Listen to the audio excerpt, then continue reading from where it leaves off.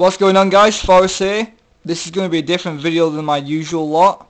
So this is an idealistic view on how to make Ninja Gaiden Sigma 2 the best hack and slash game ever made. Obviously this is my opinion.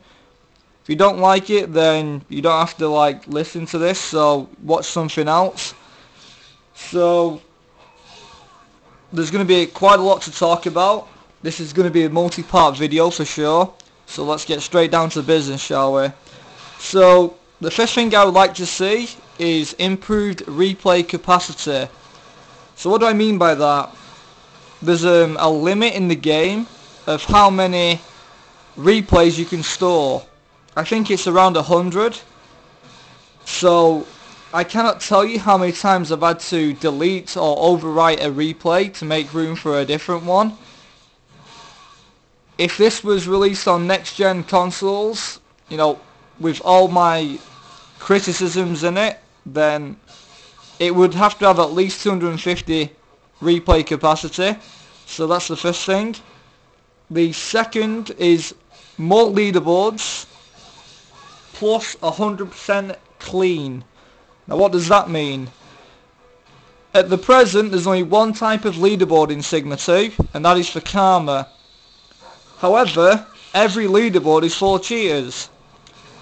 So I would like to see every cheater removed from every leaderboard and permanently ban them from the leaderboard. Hell, you can even ban their IP address for a start. I can't stand people with hackers because they demote my ranks and stuff, as well as other people. And, you know, we've only got one type of leaderboard for Karma. So it would be nice if there was a leaderboard for speed, fastest time, and a leaderboard for most completions. Again, all 100% clean and legitimate. The third one I feel is going to be the most welcome change from top players, and that is when you get a notification that somebody wants to play co-op. At the minute there's no way to tell if that player is any good or not unless you personally know them and you've played before. Imagine on the invitation, you know, it will tell you in the top left hand corner, connection quality. Top right hand corner, it will tell you the hardest difficulty setting that that player has completed. So that would be the best option, because I've lost count how many times I've played a team mission online and the person who has tried to join my room has been nowhere near good enough to do that. It's a waste of my time, and it's it's just frustrating because it happens a lot, or at least it did in the past. Now this next one is a personal choice, and that is input display. So why would I want input display in this game? Well, one story that I can recall, I played with Nato3 Mei, the best Japanese player I've ever seen play the game, most complete player from Japan by far, and we was playing Ultimate Ninja 4. Back then I didn't really know who Nato3 Mei was, and Nato3 Mei did an insane loop using the tonfa, and I'd never seen that before because nobody picks tonfa. Who does that? People use Lunar Staff and they use Ayane and they use other well-known loops. Nobody knew that was possible until Nato3 Mei did it. And I remember asking Nato3 Mei in a message, how did you do that? What is the combo that you used? Obviously I tried for myself for a little bit to decipher what the combo is in Chapter Challenge, but I couldn't figure it out. And the problem is, you can ask somebody how to do something. One, they might not want to tell you how to do it and they'll just tell you to get good. Two, there's a language barrier where they can't tell you in English because it's not their native language or whatever language you speak. So language barrier is a thing. So it's very difficult to be able to do it. So if there's input display, just an option in the menu screen, you know, you can toggle it on or off depending on what your preference is.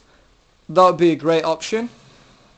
The next thing is blood and gore. Bring it back, man. Like, this purple mist shit, this is 2016, you know. Mainstream gamers are not desensitized to violence by playing video games. I mean, come the fuck on. You know, if it's acceptable to put that in Ninja Gaiden 2, then you need to definitely bring that back. There's no excuses. You can make it an 18 plus only game. It doesn't make any difference. You know, it's just one of those things. So, the next thing that I would like to see is kind of a big deal in my opinion, and that would be a tutorial, like a proper one. So, this tutorial would be something like, take chapter 2, the dojo area in the single player campaign. Imagine being able to, you know, go inside this dojo, or you start in the dojo and you're practicing against the dummy, and you've got, you know, Muramasa or Joe Hayabusa as sensei, and, you know, they're walking you through the mechanics of the game, blocking, fundamentals, movement, even like more complicated mechanics like shuriken cancelling, dash cancel, target cancel, you know, all those different things. Hell, even block reset. You know, advanced techniques. That would be awesome if that was a thing.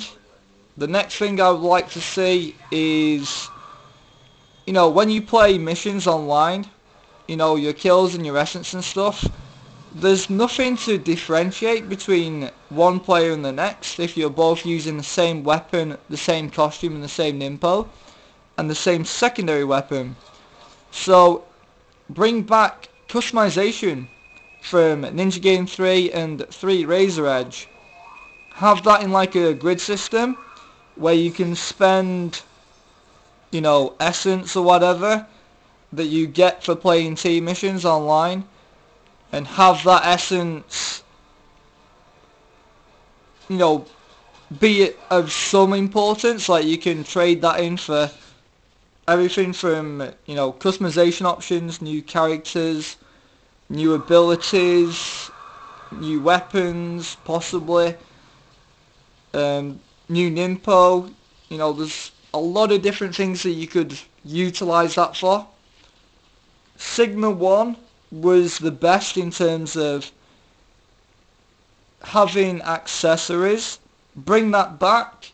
Having accessories in the game, and positive and negatives to every item that you equip, even your costume. You know, it could be something minor like, okay, your UT charges like 0.5 seconds faster, or, you know, it changes your dash into something different.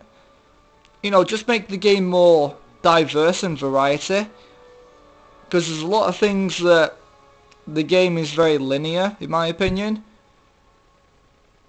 So this is probably going to do it for this part. This will be a multi-part video for sure. Thank you for watching. If you've got any suggestions on how the game could improve, feel free to leave them in the comments. If you agree with something, then, you know, please actually comment and say if you agree or disagree, and give me your point of view why you either agree or disagree to something. And I'll see you in the next video. Peace.